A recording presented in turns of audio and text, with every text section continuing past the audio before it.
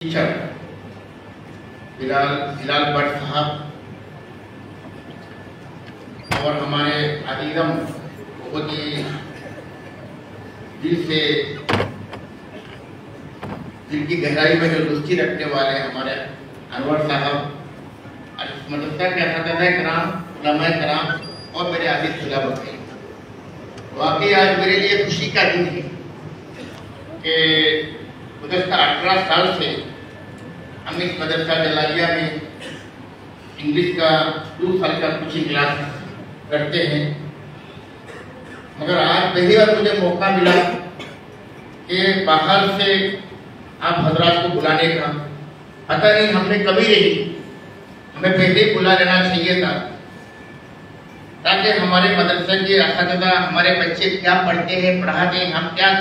हमारा क्या नहज है, क्या तरीका है पढ़ने का, और किस नियत से, किस मकसद से हम पढ़ते हैं, पढ़ाते हैं, ताकि आप लोगों के सामने रख सके। बेशक हमें कमी रही और देर भी हुई, ताकीद भी हुई, मगर इसके लिए मैं तो माफी चाहूंगा। मैं आइंदा चाहूंगा इंशाअल्लाह कि अगले 4-5 महीने के अंदर, जब 2.5 महीने, मैं कहूँगा 3 महीना तो बिल्कुल नहीं हुआ, रमजान के बाद, रमजान से 10-15 दिन बाद तो पढ़ाई शुरू होती है, इसके बाद बकरीद ईद आता है, इसके बाद फिर और 1 महीना भी नहीं हुआ अभी तक। कुल मिलाकर 2.5 महीने में बच्चों ने मेहनत किया और ये एक मिरेकल है। मैं कहूँगा क्योंकि वजह क्या है,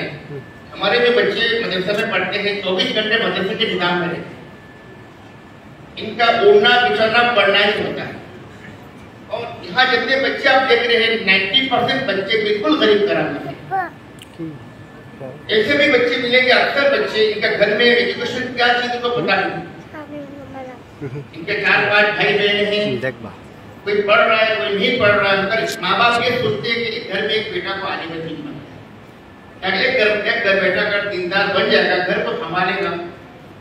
और मदारिस का जो मकसद है